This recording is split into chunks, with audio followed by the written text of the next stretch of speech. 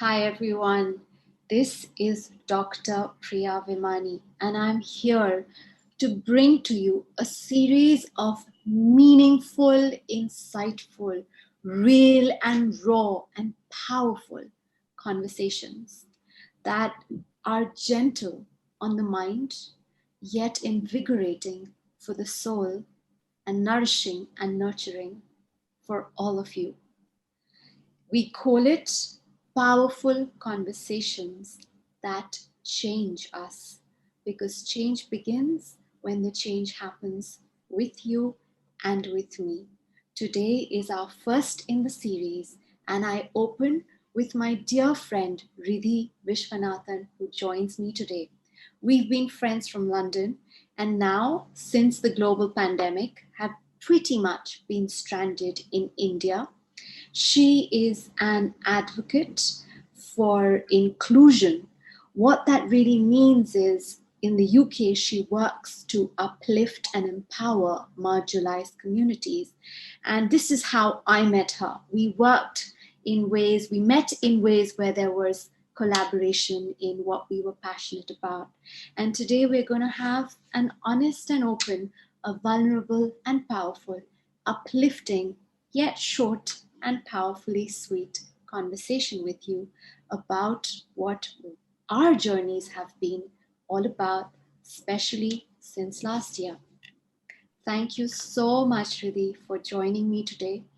Thank you for having me and, especially featuring me as a part of your series. I'm incredibly blessed to be here. It is our joy to be here together and hopefully infect others with power and with strength at times where many might feel their souls are somewhat tired, their bodies maybe feel bruised, maybe they have a loss shaped hole in their hearts right now. So let's hope we can reach out to all these people and embrace them and gather them with us through this conversation. So thank you really once again for being with me and extending all those encouraging chats that you've had with me, especially since I got COVID, and now extending it to others too. Thank you. um, yes, Priya. So, actually, I would like to start by asking you what keeps you going despite the fact that, you're not physically fully recovered yet. And, you always tell us that, COVID gave you a second chance in life. So, what would you like to do differently given that you feel there's a second chance? And how do you keep yourself going every day? So many parts to your question. So, when I was really unwell, I've been extremely unwell, probably the most unwell that I remember being as an adult. I literally felt myself, my physical health declining every day. It was a very, very challenging and tough time. And at that time, I remember somewhere where, the sense of doubt begins to creep in, or the uncertainty about what's going to happen even the next hour, or how you're going to feel. Should I continue staying home? Should I take a call to get to the hospital? Maybe my health will turn this afternoon, tomorrow. While I was too unwell to even really process these things, but while some of these thoughts came, I remember one morning when I awoke and I just went into my balcony and I looked at a plant. It's the plant of, in Hindi, it's called in India Karela or bitter gourd, and it's a creeper. And I had planted that myself, the seeds, just in a pot with my help. And I was amazed to see how that little creeper was finding ways through which it could creep up, and a little bitter gourd had started appearing. Wow. And that made me realize or reaffirm to myself that we cannot doubt and distrust the intelligence of the universe that is encoded in each and every one of us. The intelligence that is encoded in just that one seed, and that one seed has the intelligence to bring life to that plant, and that plant has the intelligence to understand how to maneuver its growth and its going ahead. However, just the intelligence by itself is not sufficient. Even that seed needs the external environment. It needs water, it needs soil, it needs sunlight. Only then does it have a chance to bring forth, realize, and make alive its intelligence. So it's the same thing with us. We should work to create the atmosphere that we need around us that helps with the healing. Now, a lot of the time, we may not have the atmosphere. We may not have the right people in our lives. We may not have the space, physical space now with the lockdowns, so many lockdowns that we've all had since last year.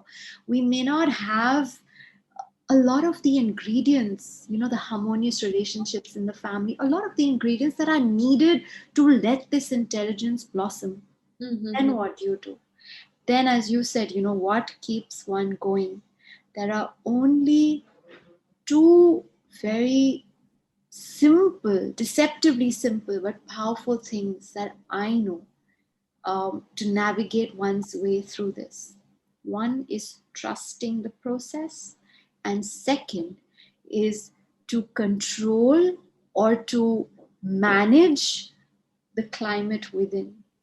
It's like we can never control the weather outside. So we human beings have the intelligence.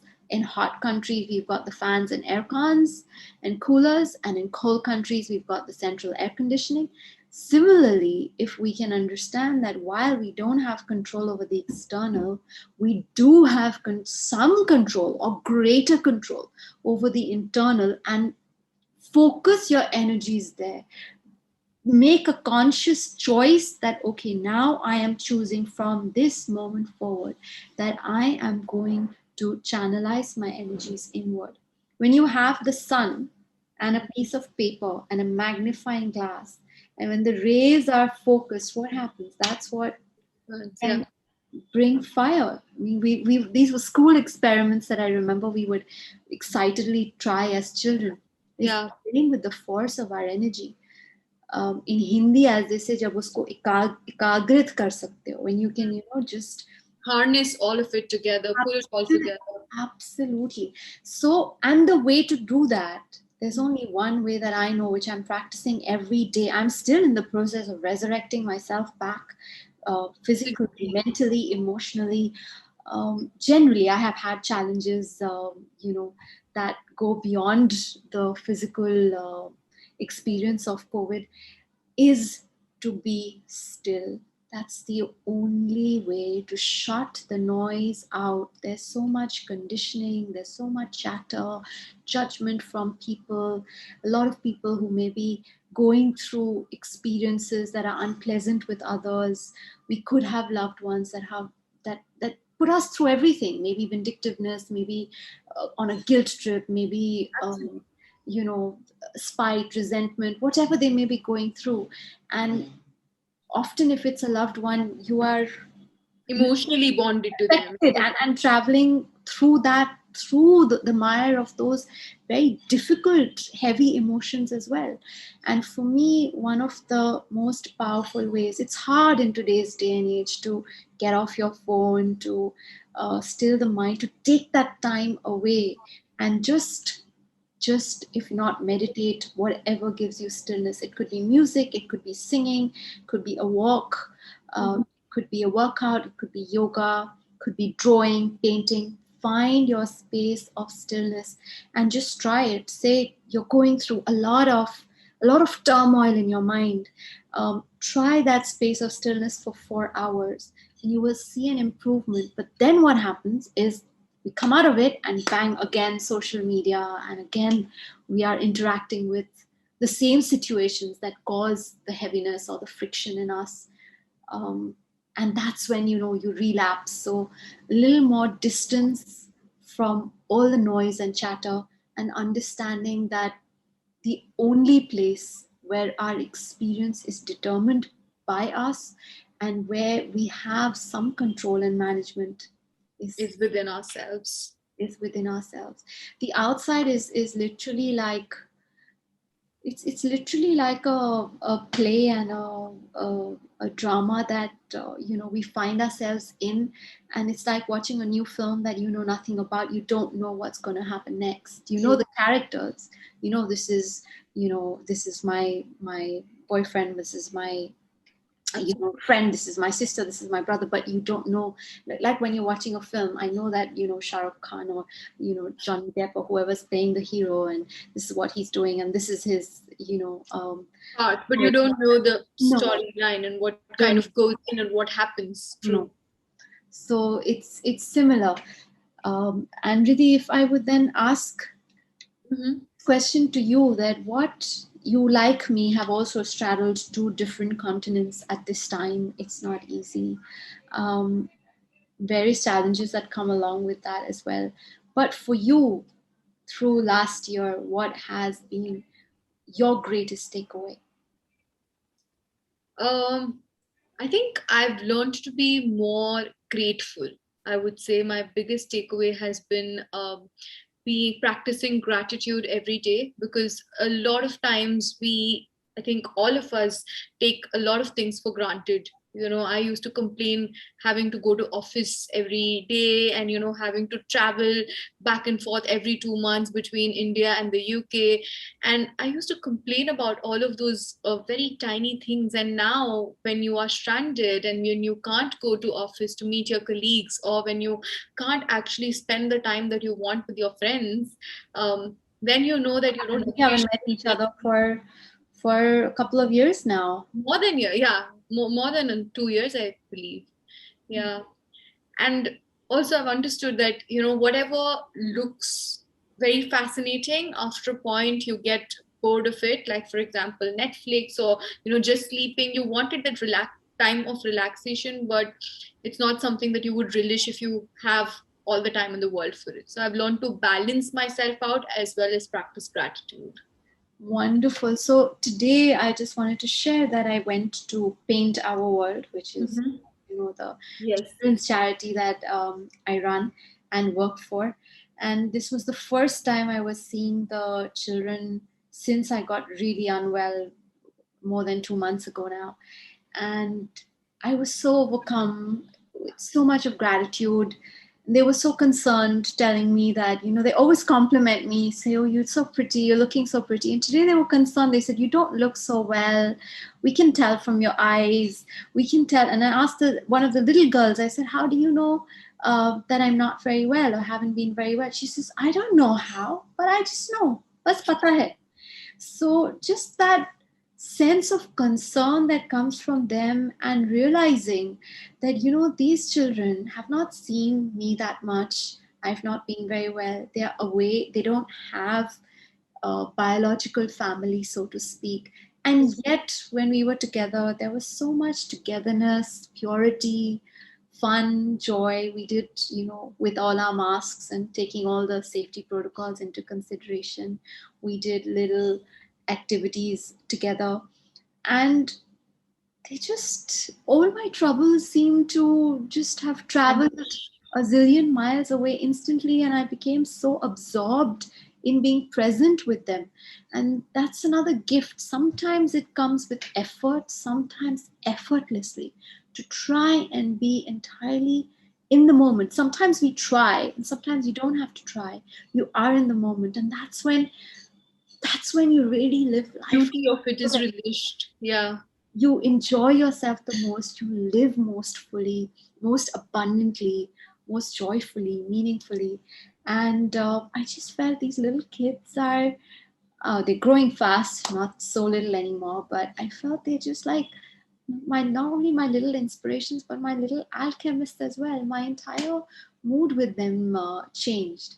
So, if I could just put in here that we often talk about charity as us doing for others, True. but I do feel that when it comes to being with the children at Paint Our World, I feel the equation is that they add so much to me, and lift my sense of life affirmation incredibly. And that's something that I also want to take this space to thank my friends for. Some of my friends, unexpectedly, even out of the blue, friends like you have been perpetually encouraging through this time. And I realized from being the one that people often talk to, from being the counselor and the encourager, I'm coining the word, the encouragee. And all my friends were the ones who are now trying to lift me, encourage me.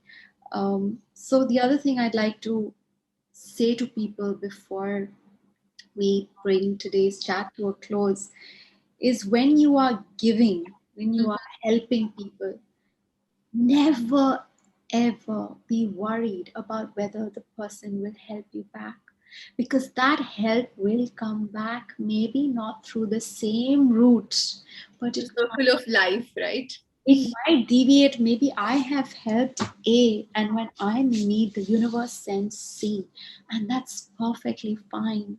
As long as that help is going out into the universe, lifting people, making life more pleasant for yourself and for others. Because ultimately, what are we looking for but a pleasant life experience? And that's why we have to take others and lift them too with us in the journey. If we are lifted and others are not, our interactions with them will be one pleasant, one unpleasant. So the unpleasantness then. It's kind of the teamwork that we've kind of learned again, the value of teamwork over quarantine, isn't it? Like splitting house chores to actually going out and helping as volunteers gives us so much joy. And again, to resonate with you, you have said that you do what you love and you love what you do, which is paint our world. I think that is what today has uplifted you, and I'm so happy to see you back energized and happy. We've been wanting to do this for a while, and yeah, felt ready today.